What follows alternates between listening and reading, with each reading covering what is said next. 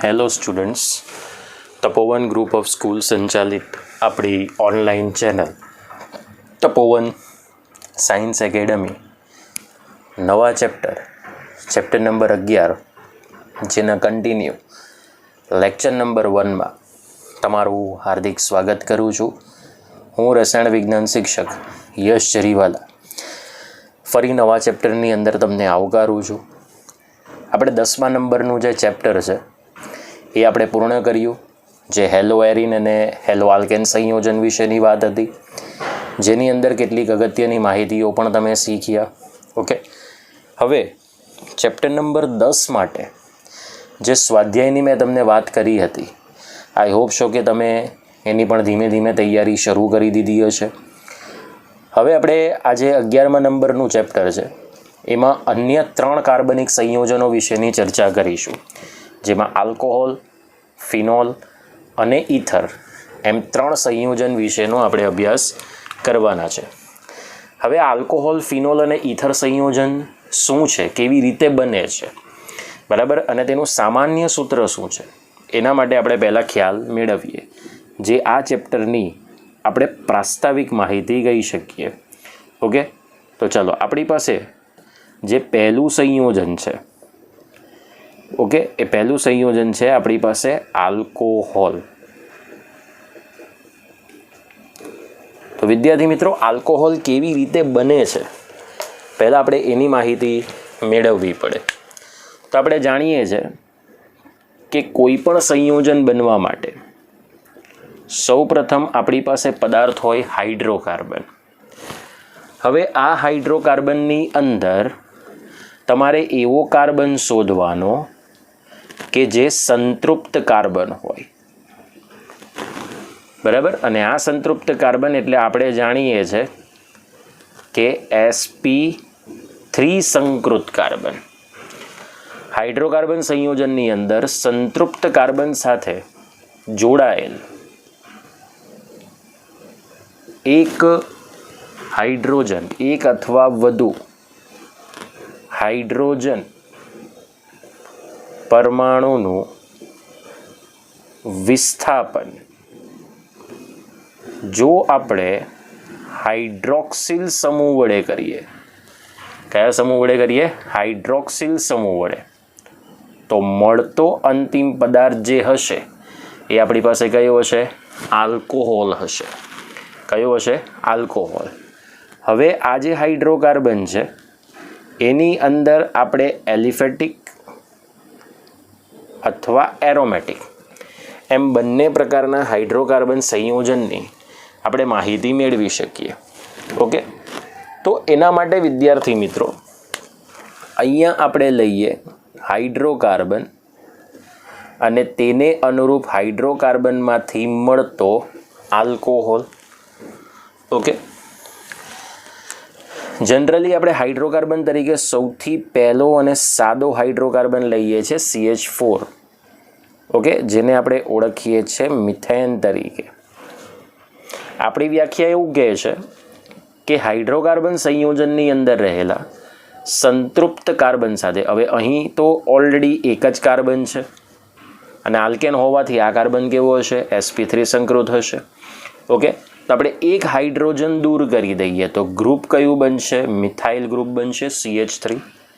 અને આ જે હાઇડ્રોજન છે એ જે દૂર થયો છે એનું વિસ્થાપન આપણે હાઇડ્રોક્સિલ સમૂહ વડે કરીએ તો મિથેનમાંથી બનતો આલ્કોહોલ, તો મિથેન પ્લસ ઓલ, એટલે આપણે એને નામ શું આપી શકીએ? મિથેનોલ. ઓકે, ચાલો, એ જ રીતે આપણી પાસે 2 કાર્બન ધરાવતો આલ્કેન છે, એને આપણે ઇથેન તરીકે ઓળખીએ છીએ. હવે અહીં આપણી પાસે 2 કાર્બન છે, બંને કાર્બન જોઈ શકો છો કે sp3 સંકૃત કાર્બન છે. તો ગમે તે કાર્બન ઉપરથી તમે એક હાઇડ્રોજન દૂર કરી દો. માની લઈએ કે આપણે આ કાર્બન પાસેથી એક હાઇડ્રોજન દૂર કરીએ તો CH3 CH2 બાકી રહેશે અને આ હાઇડ્રોજન પરમાણુનું વિસ્થાપન આપણે OH વડે કરી દઈએ. સો ઇથેન પ્લસ ઓલ, જેને આપણે શું કહીએ છીએ? ઇથેનોલ. ઓકે, ચાલો, ત્યાર પછીનું structure CH2 double bond CH bond CH3. આને આપણે કહીએ છીએ પ્રોપિન નામનું સંયોજન. 3 કાર્બન છે ને આલ્કીન છે. હવે જેની અંદર આ 2 કાર્બન જે છે એ તો sp2 સંકૃત કાર્બન છે. આ જે કાર્બન છે એ જ માત્ર sp3 સંકૃત કાર્બન છે. તો અહીંથી આપણે એક હાઇડ્રોજન રિમૂવ કરીએ. સો CH2 double bond CH bond CH2 અને એનું વિસ્થાપન આપણે કોના વડે દર્શાવી દઈએ? OH વડે. ઓકે, ચલો હવે અહીં આપણી પાસે દ્વિબંધયુક્ત આલ્કીન છે અને અહીં હાઇડ્રોક્સિલ સમૂહ છે. તો હાઇડ્રોક્સિલ સાથે જોડાયેલા કાર્બનને આપણે નંબર આપીશું 1, બરાબર, 2 અને 3. કેમ એવું? તો હાઇડ્રોક્સિલ સમૂહ જે અહીં જોડાયેલો છે એની અગ્રિમતા વધારે છે. ઓકે, તો આપણે એને દ્વિતીય પ્રત્યય તરીકે જોડી દઈશું, બરાબર. એટલે આપણે એને લખી દઈએ 1 ઓલ. અને આ 3 કાર્બનવાળો આલ્કીન જે છે એને આપણે લખી દઈએ prop 2 in. એટલે સંપૂર્ણ નામ શું આવશે? prop 2 in 1 all.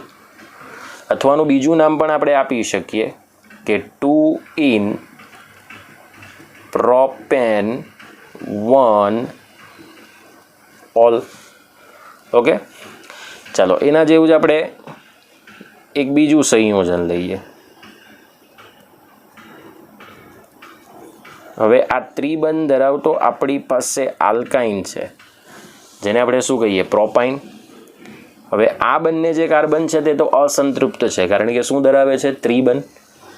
અને આ બંને કાર્બન sp સંકૃત કાર્બન છે ત્રિબંધને કારણે. ઓકે, હવે આ તમારી પાસે sp3 સંકૃત કાર્બન છે. તો અહીંથી જ આપણે એક હાઇડ્રોજન રિમૂવ કરીએ. તો CH triple bond C bond CH2OH. હવે ત્રિબંધ કરતાં OHની અગ્રિમતા વધારે. આથી OH સાથે જોડાયેલા કાર્બનને આપણે 1 નંબર આપવાનું, 2 અને 3. ઓકે, તો આનું નામ પણ આ જ રીતે આપી શકાય કે prop 2 in 1 all. Okay, prop 2 in 1 all. હવે આપણે એરોમેટિક હાઇડ્રોકાર્બન લઈએ, બરાબર. એટલે તમને પૂરેપૂરું આઈડિયા આવશે કે એરોમેટિક હાઇડ્રોકાર્બનની અંદર આપણે કેવી રીતે માહિતી મેળવી શકીએ. હવે આપણે એરોમેટિક હાઇડ્રોકાર્બન લઈએ. આપણી પાસે એરોમેટિક હાઇડ્રોકાર્બન છે, બરાબર, જેને આપણે શું કહીએ છીએ? ટોલ્યુઇન અથવા મિથાઇલ બેન્ઝીન. જનરલી તો આપણે એરોમેટિક હાઇડ્રોકાર્બન તરીકે બેન્ઝીનને લઈ શકીએ, પણ બેન્ઝીનની અંદર બધા જ કાર્બન sp2 સંકૃત કાર્બન હોય છે એટલે આપણે બેન્ઝીનનું ઉદાહરણ ન લઈએ. એટલે એની સાથે આપણે એક પહેલો એરોમેટિક હાઇડ્રોકાર્બન લઈએ બેન્ઝીન પછીનો, તો એ છે આપણી પાસે ટોલ્યુઇન. હવે આ જે 5 કાર્બન છે એ 5 કાર્બન એ sp2 સંકૃત છે. ઇવન આ એરોમેટિક કેન્દ્રનો જે કાર્બન છે એ પણ sp2 સંકૃત કાર્બન છે. એટલે ફિનાઇલ કેન્દ્રની અંદર જોડાયેલ જે 6 કાર્બન પરમાણુઓ છે એ તો sp2 સંકૃત કાર્બન છે. પણ ફોકસ તમે અહીં કરો CH3નો કાર્બન કે જે ઓલરેડી આપણી પાસે sp3 સંકૃત કાર્બન છે. તો વ્યાખ્યા એવું જ કહે છે કે sp3 સંકૃત કાર્બન સાથે જોડાયેલ જે હાઇડ્રોજન પરમાણુ કે પરમાણુઓ છે એનું આપણે OH વડે વિસ્થાપન કરીએ તો આપણે આલ્કોહોલ સંયોજનનું નિર્માણ કરી શકીએ. ઓકે, તો ચાલો અહીંયા આપણી પાસે ઓલરેડી બેન્ઝીન સાથે આ CH3માંથી એક હાઇડ્રોજન રિમૂવ કરીએ એટલે શું મળશે? CH2 અને એની સાથે શું જોડી દઈએ? OH. તો આનું નામ આપવામાં આવશે, એકચ્યુઅલી આ કહેવાય મિથેનોલ, પણ મિથેનોલની સાથે ફિનાઇલ વલય જોડાય છે એટલે તમે એને નામ આપી શકો ફિનાઇલ મિથેનોલ, જે એનું IUPAC નામ છે. અને જો આપણે એનું સામાન્ય નામ નક્કી કરવું હોય તો સામાન્ય નામ આનું આપવામાં આવે છે બેન્ઝાઇલ આલ્કોહોલ. હવે આના ઉપરથી તમને ખબર પડી જવી જોઈએ કે આલ્કોહોલનું સામાન્ય સૂત્ર શું હોઈ શકે. તો આલ્કોહોલનું સામાન્ય સૂત્રમાં તમે જોઈ શકો છો કે OH સાથે બોલો આલ્કાઇલ શૃંખલા જોડાઈ છે, બીજું આલ્કિનાઇલ શૃંખલા જોડાઈ છે, ક્યાં આલ્કાઇનાઇલ શૃંખલા જોડાઈ છે, અને બીજું આલ્કાઇલ એરાઇલ શૃંખલા પણ જોડાઈ છે. દેખાય છે? એટલે આપણે આલ્કોહોલનું જે સામાન્ય સૂત્ર છે એ આપણે વિદ્યાર્થી મિત્રો કયું આપી શકીએ છીએ? R બોન્ડ OH આપી શકીએ છીએ. જ્યાં R તરીકે તમે આલ્કાઇલ એરાઇલ કે આલ્કાઇનાઇલ શૃંખલા લઈ શકો. બરાબર? ક્યાં તમારી પાસે એક શૃંખલા હોઈ શકે આલ્કાઇલ, બીજી શૃંખલા હોઈ શકે આલ્કિનાઇલ, ત્રીજી શૃંખલા હોઈ શકે આલ્કાઇનાઇલ, અને ચોથી જે શૃંખલા R તરીકે જોડાય છે એ તમે લઈ શકો આલ્કાઇલ એરાઇલ શૃંખલા. બોલો સમજાય છે? તો આ છે આપણી પાસે આલ્કોહોલનું સામાન્ય સૂત્ર જે આપણે નક્કી કરીએ છીએ R bond OH. Point clear થઈ ગયો? તો શરૂઆતની અંદર આપણે આલ્કોહોલ વિશેની ચર્ચા કરી. હવે આપણે બીજું સંયોજન લઈશું જેનું નામ છે ફિનોલ. તો ફિનોલ સંયોજન કેવી રીતે બને છે અને ફિનોલનું નામકરણ કેવી રીતે કરી શકીએ, ફિનોલ બનાવી કેવી રીતે શકીએ, હવે આપણે એની ચર્ચા કરવાના છે. બધી જ માહિતી તમને પેમ્પલેટની અંદર આપી દેવામાં આવી છે જે તમે ફોકસ કરી શકો છો. ઓકે, બીજો કમ્પાઉન્ડ લઈએ, ફિનોલ કેવી રીતે બની શકશે. તો હવે આપણે માહિતી મેળવવાની છે ફિનોલની. ફિનોલ બનાવવા માટે એની વ્યાખ્યા છે કે એરોમેટિક કેન્દ્રના કાર્બન સાથે જોડાયેલ હાઇડ્રોજન પરમાણુનું વિસ્થાપન જો આપણે હાઇડ્રોક્સિલ સમૂહ વડે કરીએ તો આપણને જે સંયોજન મળે છે એ સંયોજન મળે છે ફિનોલ સંયોજન.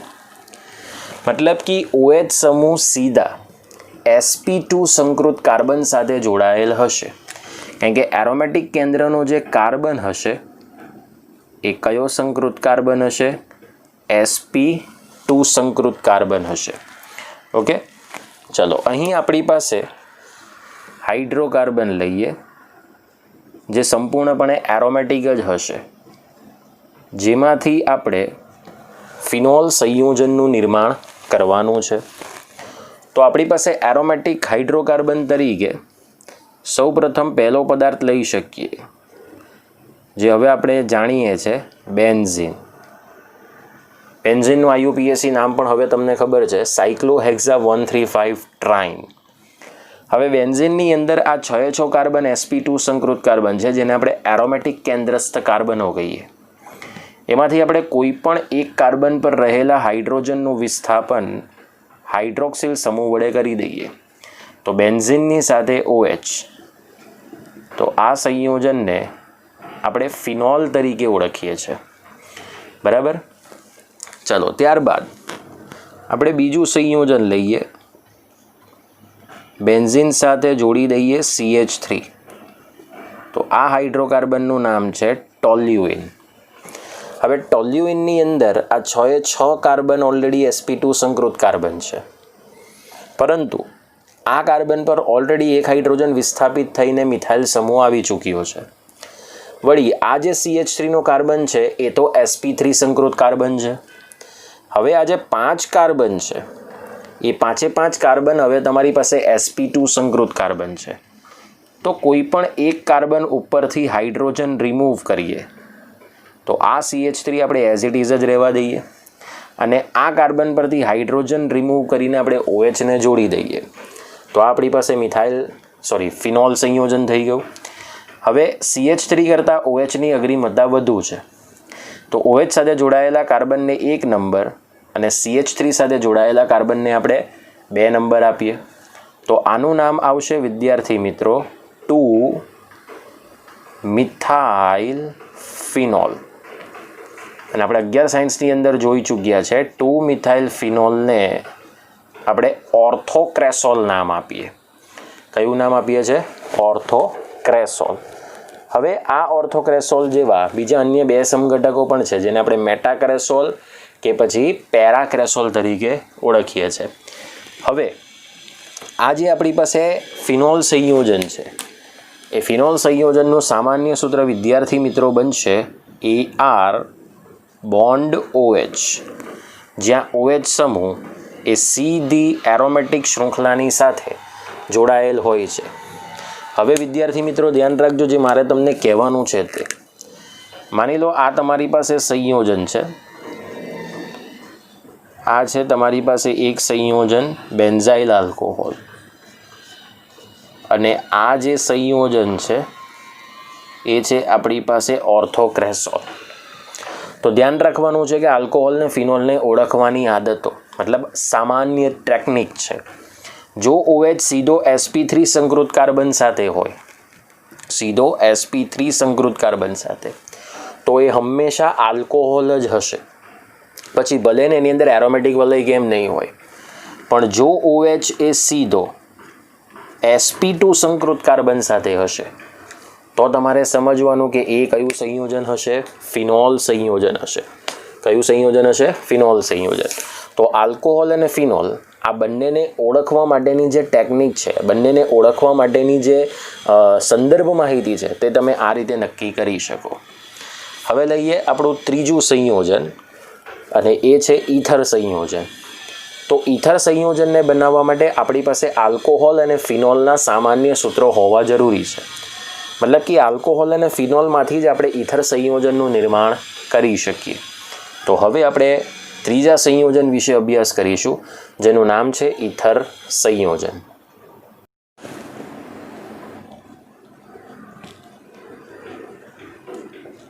ચલો ત્રીજું સંયોજન લઈએ, જેને આપણે ઈથર સંયોજન તરીકે ઓળખીશું.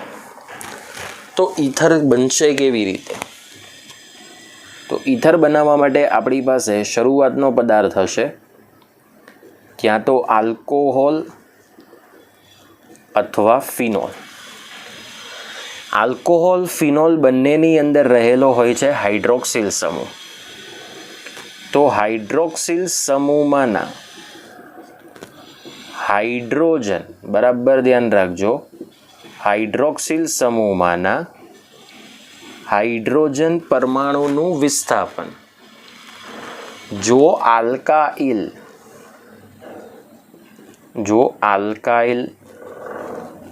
અથવા આલ્કિનાઇલ અથવા આલ્કાઇનાઇલ અથવા જો એરાઇલ શૃંખલા વડે કરી શકીએ, આ ચારમાંથી આપણે કોઈ પણ એક શૃંખલાને જોડી દઈએ તો ત્યારે આપણને જે સંયોજન મળશે એ હંમેશા ઈથર સંયોજન જ મળશે. કયું સંયોજન મળશે? ઈથર સંયોજન. તો ચાલો અહીંયા આપણી પાસે શરૂઆતનો પદાર્થ હશે ક્યાં તો આલ્કોહોલ અથવા ફિનોલ, અને એની અંદરથી આપણને સંયોજન કયું મળશે? બોલો, ઈથર સંયોજન મળશે. ચલો આપણે સૌથી પહેલાં આલ્કોહોલ તરીકે લઈએ મિથેનોલ, CH3OH. હવે અહીંથી આપણે આ હાઇડ્રોજનનું વિસ્થાપન CH3 સમૂહ વડે કરીએ તો બોલો ઈથર મળી ગયો. Okay, CH3OCH3. હવે ઈથરનું IUPAC નામ માટે આપણે ઓક્સી આલ્કેન પ્રકારની સામાન્ય માહિતી લઈએ છીએ. તો ઓક્સીપૂર્વક જે નાની શૃંખલા હોય તેને લાગે, પણ અહીં બંને તરફ શૃંખલાનું કદ કેવું છે? સમાન છે. એટલે મિથોક્સી મિથેન, આનું નામ શું થશે? Methoxy methane. ઓકે, ચલો ત્યાર પછી CH3CH2OH. અહીંથી હાઇડ્રોક્સિલ સમૂહના હાઇડ્રોજનનું વિસ્થાપન કરીશું. એ આપણે મિથાઇલ સમૂહ વડે કરીએ. કયા સમૂહ વડે કરીએ? મિથાઇલ સમૂહ વડે. તો ઓક્સી જે પૂર્વક છે તે નાની શૃંખલાને લાગશે, તો નામ શું આવશે? મિથોક્સી. અને 2 કાર્બનવાળો આલ્કેન જેને આપણે શું કહીએ છીએ? ઇથેન. ચાલો CH3 CH2 OH, વળી પાછું આપણે ઇથેનોલ જ લઈએ, જેની અંદર હાઇડ્રોજનનું વિસ્થાપન આપણે ઇથાઇલ શૃંખલા વડે કરીએ. કઈ શૃંખલા વડે કરીએ? ઇથાઇલ શૃંખલા વડે. તો બંને તરફ શૃંખલાનું કદ કેવું છે? સમાન છે. એટલે આનું નામ આપી શકાય ઇથોક્સી ઇથેન. કયું નામ આપી શકાય? Ethoxy ethane. ઓકે, ચલો ત્યારબાદ CH2 double bond CH bond CH2 OH. હવે અહીં આપણી પાસે હાઇડ્રોજનનું વિસ્થાપન કરીએ. આનું નામ તમને ખબર છે, પ્રોપ 2 in 1 ઓલ. બોલો, અહીંથી નંબરિંગ થાય. Prop 2 in 1 all. હવે આનું હાઇડ્રોજનનું વિસ્થાપન આપણે મિથાઇલ શૃંખલા વડે કરીએ.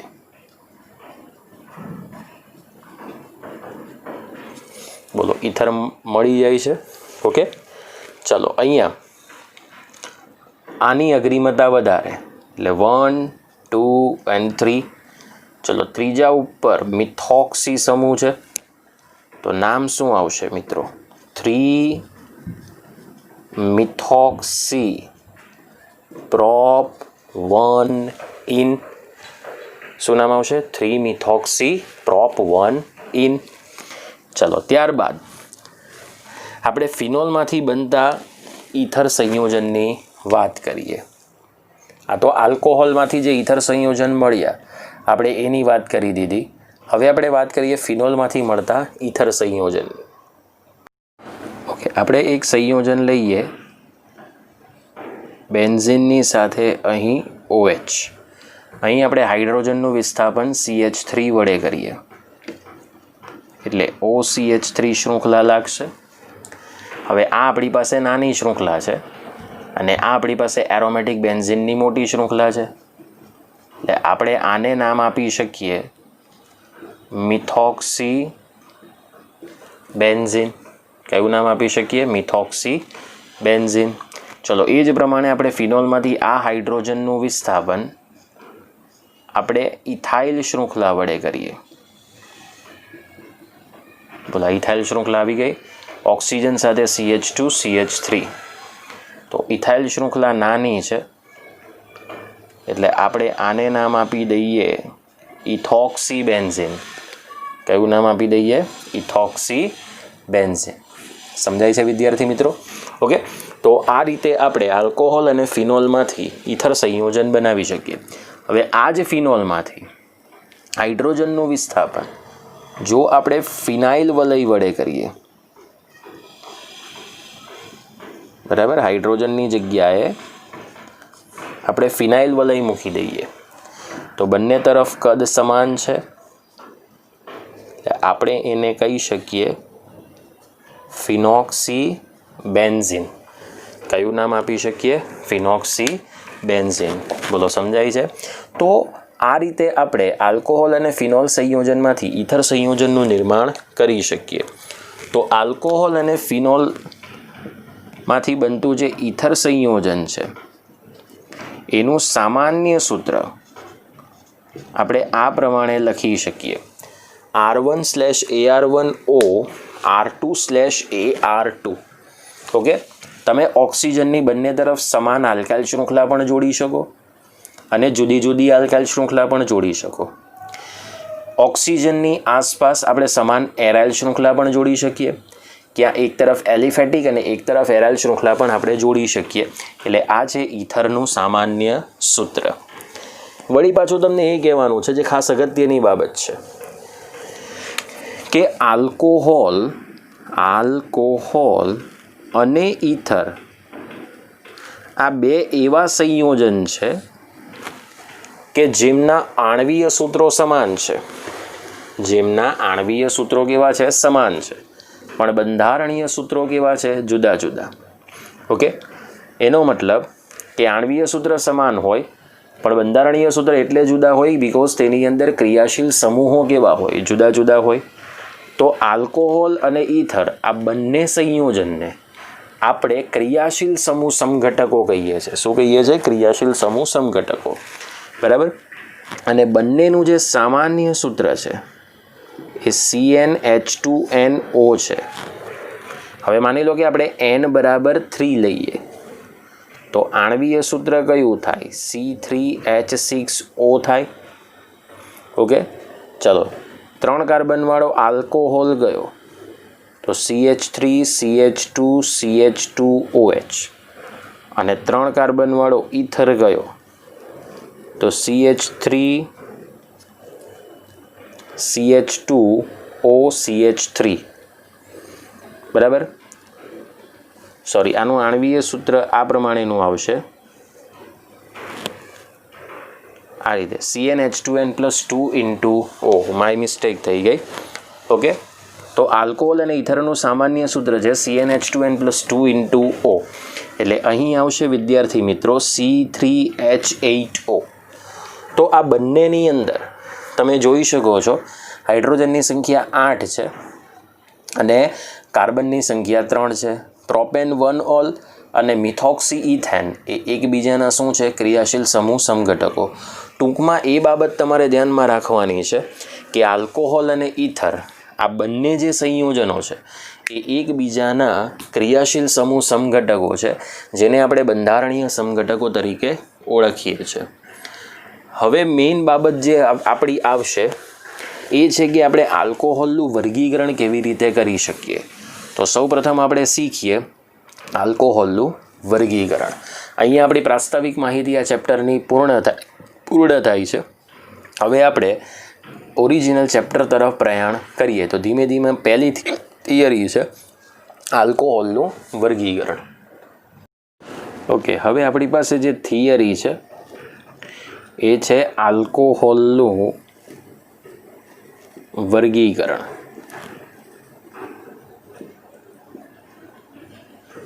Classification of alcohol. તો આલ્કોહોલનું વર્ગીકરણ આપણે આલ્કોહોલ સંયોજનની અંદર આલ્કોહોલ સંયોજનના બંધારણમાં હાઇડ્રોક્સિલ સમૂહ જે કાર્બન સાથે જોડાય છે, બરાબર ધ્યાન રાખજો, આલ્કોહોલ સંયોજનની અંદર હાઇડ્રોક્સિલ સમૂહ જે કાર્બન સાથે જોડાય છે તે કાર્બન અન્ય કેટલા કાર્બન પરમાણુઓ સાથે જોડાય છે એના ઉપર રહેલો છે. એટલે આપણે આલ્કોહોલના વર્ગીકરણની અંદર એક જ માહિતી લેવાની કે હાઇડ્રોક્સિલ સમૂહવાળો કાર્બન એ અન્ય કેટલા કાર્બન પરમાણુઓની સાથે અટેચ થયેલો છે. ચલો, એની અંદર આપણી પાસે જે પહેલો આલ્કોહોલ છે એ લઈ લઈએ વિદ્યાર્થી મિત્રો, પ્રાથમિક આલ્કોહોલ. કયો આલ્કોહોલ લઈએ? પ્રાથમિક આલ્કોહોલ.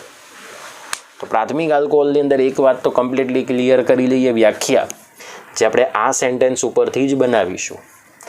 તો જે આલ્કોહોલની અંદર હાઇડ્રોક્સિલ સમૂહ સાથે જોડાયેલ કાર્બન એ અન્ય એક જ કાર્બન પરમાણુઓ સાથે જોડાય તો તેવા આલ્કોહોલને આપણે પ્રાથમિક આલ્કોહોલ કહીએ. ચલો, અહીંયા આપણી પાસે આ હાઇડ્રોક્સિલ સમૂહ છે. આ હાઇડ્રોક્સિલ સમૂહ સાથે જોડાયેલ કાર્બન છે તે અન્ય એક જ કાર્બન સાથે જોડાય, બરાબર. તો કાર્બનની બાકીની 2 સંયોજકતા હાઇડ્રોજન વડે સંતૃપ્ત થશે. તો પ્રાથમિક આલ્કોહોલનું જે સામાન્ય સૂત્ર છે એ આપણે કયું બનાવી શકીએ? RCH2OH. ઓકે, જોઈ શકો છો હાઇડ્રોક્સિલ સમૂહ ધરાવતો કાર્બન એ અન્ય એક જ કાર્બન પરમાણુ સાથે જોડાય છે એટલે આપણે એને કહી શકીએ પ્રાથમિક આલ્કોહોલ. જેની અંદર પ્રાથમિક આલ્કોહોલમાં જો R તરીકે આપણે હાઇડ્રોજન લઈએ તો મિથેનોલ એ પ્રાથમિક આલ્કોહોલનું અપવાદ સ્વરૂપનું ઉદાહરણ છે. જો આપણે R તરીકે લઈ લઈએ CH3 તો આ છે CH3 CH2OH. તો જુઓ હાઇડ્રોક્સિલ સમૂહ ધરાવતો આ કાર્બન જે અન્ય એક જ કાર્બન પરમાણુ સાથે જોડાય તો આપણે એને પ્રાથમિક આલ્કોહોલ તરીકે ઓળખીએ છીએ. ઓકે, ચલો ત્યાર પછી સેકન્ડ આપણી પાસે જેને આપણે બી કમ્પાઉન્ડ કહીએ એટલે કે બી આલ્કોહોલ, જેને આપણે દ્વિતીયક આલ્કોહોલ કહીશું. વિદ્યાર્થી મિત્રો, શું કહીશું? દ્વિતીયક આલ્કોહોલ. ચલો, દ્વિતીયક આલ્કોહોલમાં ખાલી અહીં સેન્ટેન્સ ચેન્જ થશે કે જે આલ્કોહોલમાં હાઇડ્રોક્સિલ સમૂહ સાથે જોડાયેલ કાર્બન અન્ય 2 કાર્બન પરમાણુઓ સાથે જોડાયેલ હોય તો આપણે એને દ્વિતીયક આલ્કોહોલ કહીશું. ચલો, અહીં આપણે સેન્ટેન્સ આ પ્રમાણે બોલ્યા એટલે લખવાનું પણ એ જ પ્રમાણે. આ હાઇડ્રોક્સિલ સમૂહ સાથે જોડાયેલ કાર્બન, બોલો અન્ય 2 કાર્બન પરમાણુ એટલે 2 શૃંખલાઓ આવશે. તો એક જે બાકી રહેલી સંયોજકતા છે એ હાઇડ્રોજન વડે શું થશે? સંતૃપ્ત થશે. એટલે સામાન્ય સૂત્ર જો તમારે આપવું હોય તો R2CHOH આપી શકો દ્વિતીયક આલ્કોહોલનું, જ્યાં R1 અને R2 સમાન શૃંખલા હોઈ શકે, ક્યાં તો અસમાન શૃંખલા પણ હોઈ શકે. ચલો, R1 અને R2 આપણે બંને CH3 તરીકે લઈએ તો CH3 CH CH3OH.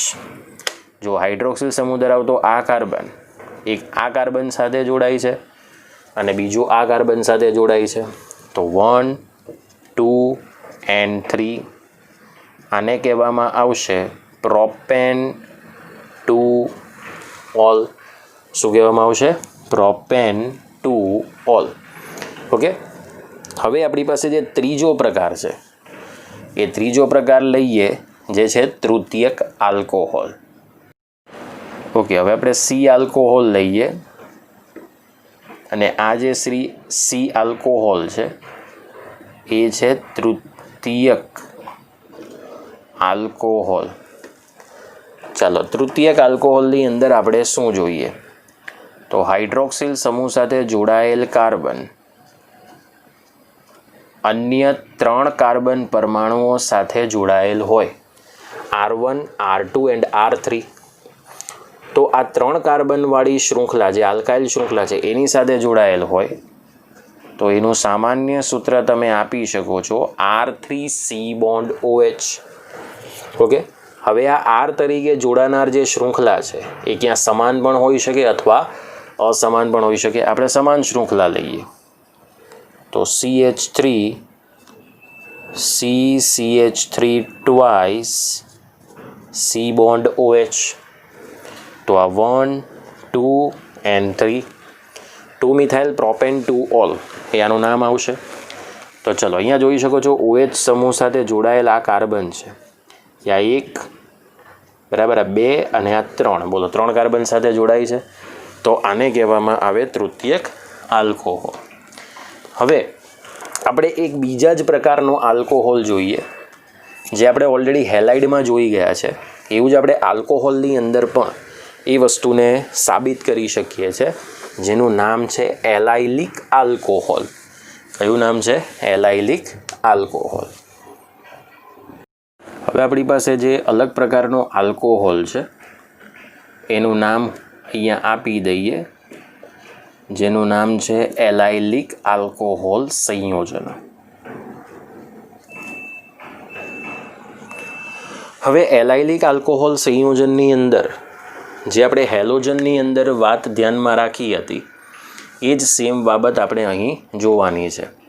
તો ચલો, જે આલ્કોહોલની અંદર હાઇડ્રોક્સિલ સમૂહ સાથે જોડાયેલ કાર્બન એ સંતૃપ્ત કાર્બન હોય એટલે કે sp3 સંકૃત કાર્બન હોય અને આ sp3 સંકૃત કાર્બન એ અન્ય દ્વિબંધ ધરાવતા કાર્બન એટલે કે sp2 સંકૃત કાર્બન સાથે જોડાય તો આપણે એને એલાઇલિક આલ્કોહોલ તરીકે ઓળખીએ છીએ. આ છે CH2 ડબલ બોન્ડ CH અને CH2OH એટલે પહેલો પદાર્થ થઈ ગયો. ઓકે, જે આ રીતે લખી શકાય CH2 double bond CH bond CH2 bond OH. તમારે એટલું જ ધ્યાનમાં રાખવાનું કે OH વાળા કાર્બનનું સંકરણ sp3 હોવું જોઈએ, પણ આ sp3 સંકૃત કાર્બન એ sp2 સંકૃત એટલે કે દ્વિબંધ ધરાવતા કાર્બન સાથે અટેચ થયેલો હોવો જોઈએ, તો આપણે એને એલાઇલિક આલ્કોહોલ કહીએ. આનું નામ તો તમને ખબર જ છે, જેને આપણે શું કહીએ છીએ? prop 2 in 1 ol. હવે આ OH સાથે જોડાયેલો કાર્બન એ અન્ય એક જ કાર્બન સાથે જોડાય તો આપણે એને પ્રાથમિક એલાઇલિક આલ્કોહોલ કહીએ. પણ જો આ OH સાથે જોડાયેલો કાર્બન એ અન્ય પાછા બે કાર્બન સાથે જોડાય, હવે અન્ય બે કાર્બન સાથે કેવી રીતે? તો CH2 double bond CH bond CH CH3 OH. બોલો દેખાય છે? આ OH સાથે જોડાયેલ કાર્બન એક આલ્કાઇલ શૃંખલાના કાર્બન સાથે જોડાય છે, મિથાઇલના કાર્બન સાથે, અને એક દ્વિબંધ ધરાવતા કાર્બન સાથે જોડાય. બરાબર? તો આને દ્વિતીયક આલ્કોહોલ તો કહેવાય, પણ એનો પ્રકાર કયો બનશે? તો દ્વિતીયક એલાઇલ આલ્કોહોલ બનશે. શું બનશે? દ્વિતીયક એલાઇલ આલ્કોહોલ. એ જ પ્રમાણે આ OH સાથે જોડાયેલો કાર્બન જો અન્ય 3 કાર્બન સાથે જોડાય, અન્ય કેટલા કાર્બન સાથે જોડાય વિદ્યાર્થી મિત્રો? 3 કાર્બન સાથે, તો આપણે એને તૃતીયક આલ્કોહોલ કહીએ. પણ પ્રકાર કયો? તૃતીયક એલાઇલિક આલ્કોહોલ. કારણ કે OH વાળા કાર્બનનું સંકરણ sp3 છે, એ sp2 સંકૃત કાર્બન સાથે જોડાય. જો આપણે sp3 સંકૃત કાર્બન sp3 સંકૃત કાર્બન સાથે જોડાય તો આપણે તૃતીયક એલિફેટિક આલ્કોહોલ કહીએ છીએ. શું કહીએ છીએ? તૃતીયક એલિફેટિક આલ્કોહોલ, જે આની અગાઉના પ્રકારની અંદર આપણે જોયું. ઓકે, એટલે આ જે તમારી પાસે એલાઇલિક આલ્કોહોલ છે પ્રાથમિક છે, બીજો દર્શાવ્યો તે દ્વિતીયક છે, અને ત્રીજો પ્રકાર કયો છે? તૃતીયક એલાઇલિક આલ્કોહોલ. સમજાઈ ગયું? હવે આપણે ત્રીજા પ્રકારના આલ્કોહોલ સંયોજન વિશેનો અભ્યાસ કરીશું. એ છે બેન્ઝાઇલિક આલ્કોહોલ. કયો છે? Benzylic alcohol. ચાલો, ત્રીજો પ્રકાર જે છે એ ત્રીજો પ્રકાર છે બેન્ઝાઇલિક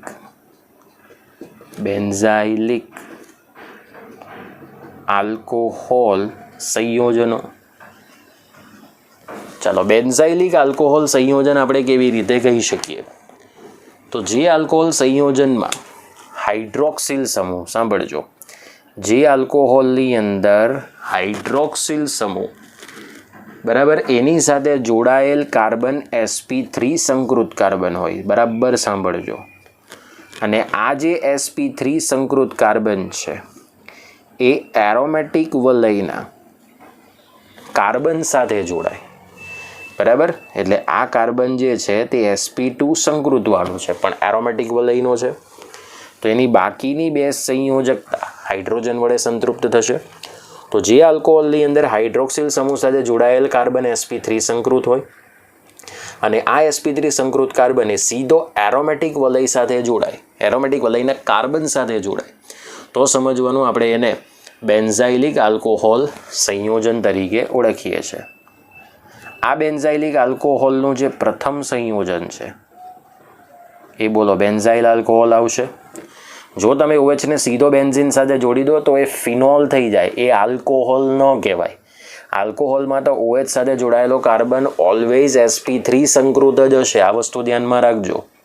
ઓકે, હવે બેન્ઝાઇલિક આલ્કોહોલની અંદર પણ હાઇડ્રોક્સિલ સમૂહ સાથે જોડાયેલ કાર્બન જો અન્ય એક કાર્બન સાથે જોડાય તો એ પ્રાથમિકમાં આવે, પણ જો એ OH વાળો કાર્બન અન્ય બે કાર્બન પરમાણુઓ સાથે જોડાય તો એનો વર્ગ પણ કયો થઈ જાય? દ્વિતીયક બેન્ઝાઇલિક આલ્કોહોલ.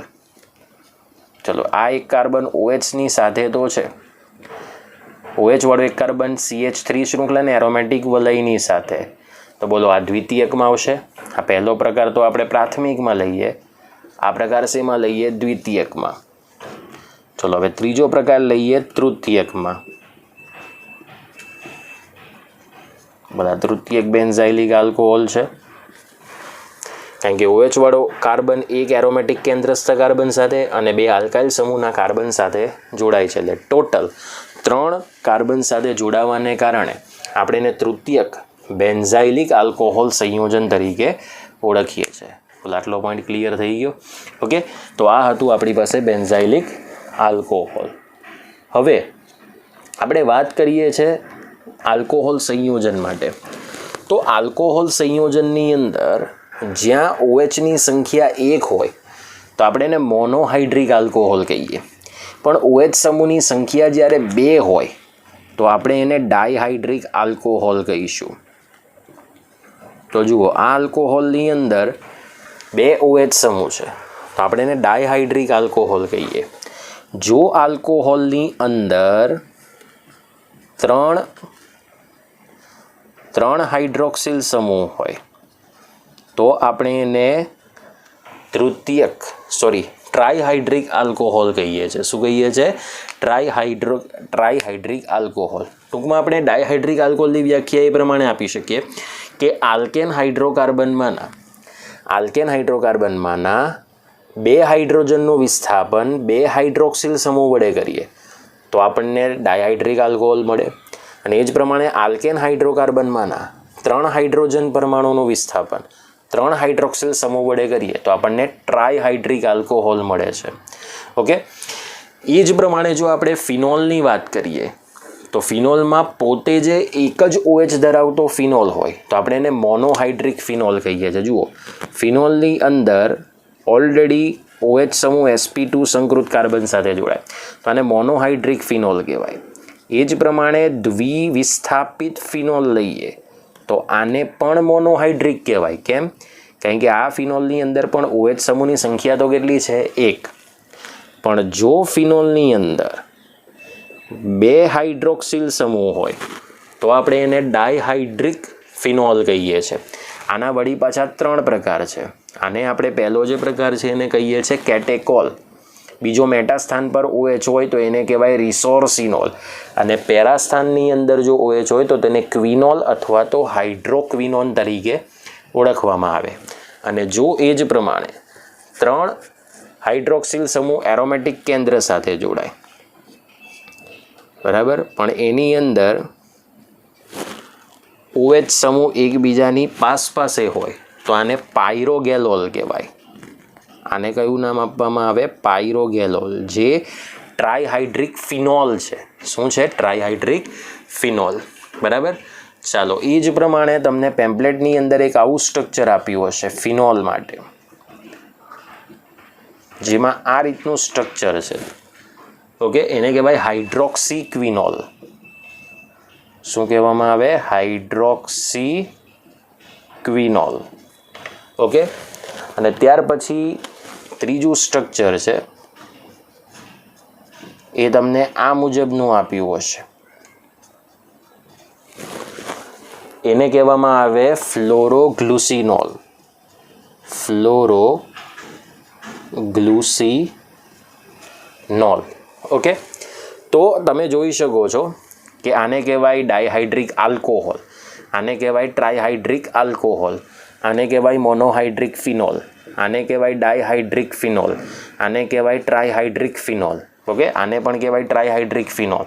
અને આ છેલ્લું કમ્પાઉન્ડ છે એને પણ આપણે કહીએ છીએ ટ્રાયહાઇડ્રિક ફિનોલ. ઓકે, ચલો બીજી બાબત, આપણે ઈથરની વાત તો કરી ગયા, પણ ઈથરના પણ 2 પ્રકાર છે. એક છે સાદો ઈથર, જેને આપણે સમમિતીય ઈથર કહીએ છીએ, અને બીજો પ્રકાર છે મિશ્ર ઈથર, જેને આપણે અસમમિતીય ઈથર તરીકે ઓળખીએ છીએ. તો આ બેમાં ડિફરન્સ શું છે તે હવે આપણે જોઈએ. હવે જો આપણી પાસે ઈથર સંયોજનની અંદર ઓક્સિજનની આસપાસ જોડાયેલ આલ્કાઇલ શૃંખલા કે કોઈ પણ વિસ્થાપિત શૃંખલા સમાન હોય તો આપણે એને સાદો અથવા સમમિતીય ઈથર કહેવાય. સાદો અથવા સમમિતીય ઈથર સંયોજન કહેવાય. પરંતુ જો ઈથરમાં ઓક્સિજનની આસપાસ જોડાયેલી શૃંખલા જુદી જુદી હોય, અહીં એક શૃંખલા છે મિથાઇલ, એક શૃંખલા છે ઇથાઇલ, તો આપણે એને મિશ્ર અથવા અસમમિતીય ઈથર કહેવાય. મિશ્ર અથવા શું કહેવામાં આવે? અસમમિતીય ઈથર. એટલે આ વસ્તુ તમારે થોડીક ધ્યાનમાં રાખવાની, જે ઇથર સંયોજન માટે હતી. તો આપણે પ્રાસ્તાવિક ઘણી બધી માહિતીઓ જોઈ ચૂક્યા છે. હવે જે IUPAC નામકરણ આલ્કોહોલ માટેના જે નિયમો છે એની ચર્ચા હવે આપણે નેક્સ્ટ બીજા લેક્ચરની અંદર કરીશું. ઓકે, જય હિન્દ, જય ભારત. અને આજનો જે લેક્ચર છે મિત્રો એ પ્રોપરલી પૂરો કરજો, તો જ તમને આના પછીના લેક્ચર્સમાં નામ ને બધું તમને ખબર પડશે. ઓકે, મળીએ આપણે નેક્સ્ટ લેક્ચરમાં.